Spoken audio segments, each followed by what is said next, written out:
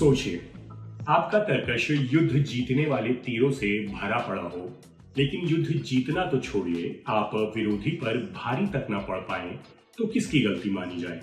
जवाब यही होगा कि तीर चलाने वाले की गलती है, जो उन तीरों को सही ढंग से चलाना तक नहीं जानता है। फिल्म मालिक की भी यही परेशानी है।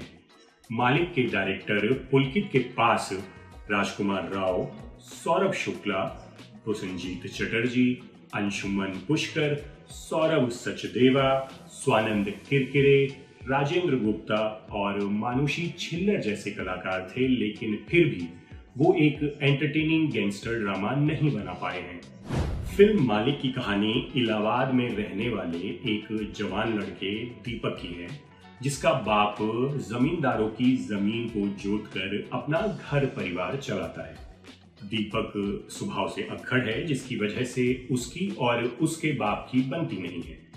एक रात शहर के दबंग शंकर सिंह के आदमी दीपक के पिता की जमीन पर खड़ी फसल को जोत देते हैं और उसे खूब मारते हैं। अस्पताल के बेड पर अपने जख्मी पिता को देखकर दीपक का खून खौल उठता है और वो शंकर के आदमी को बीच बाजार मौत के घाट उतार देता है।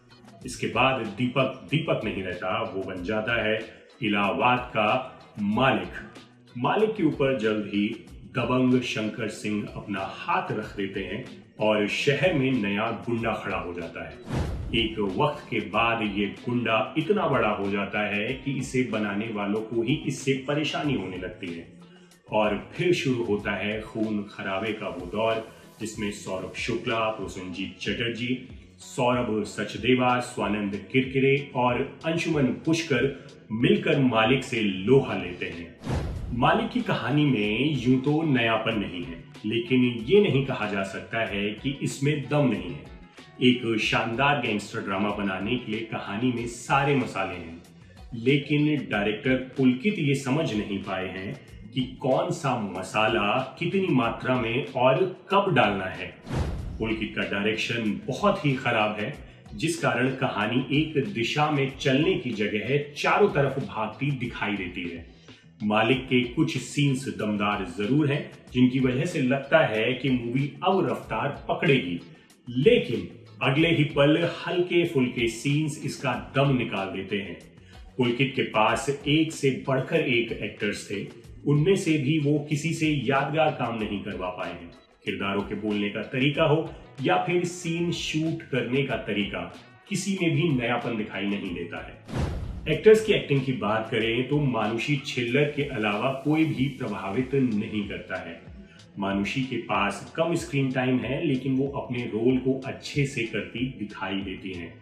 राजकुमार राव, सौरभ शुक्ला, प्रोसेनजीत चटर्जी, अंशुमन पुष्कर, सौरभ सचदेवा, स्वानंद किरकिरे और राजेंद्र गुप्ता ने शानदार तरीके से अपने अपने डायलॉग्स बोले हैं, लेकिन कोई भी यादगार रोल नहीं निभा पाया है। इसके लिए भी पूरी तरह से हमको पुलकित को ही जिम्मेदार ठहराना होगा, क्योंकि उन्हें पता ही नहीं था किस कलाकार से क्या काम लेना है। डायरेक्टर पुलकित ने एक देसी गैंगस्टर ड्रामा बनाने के लिए कमर कसी थी, लेकिन उन्हें नहीं पता था कि वो औसत दर्जे की मूवी भी नहीं बना पाएंगे।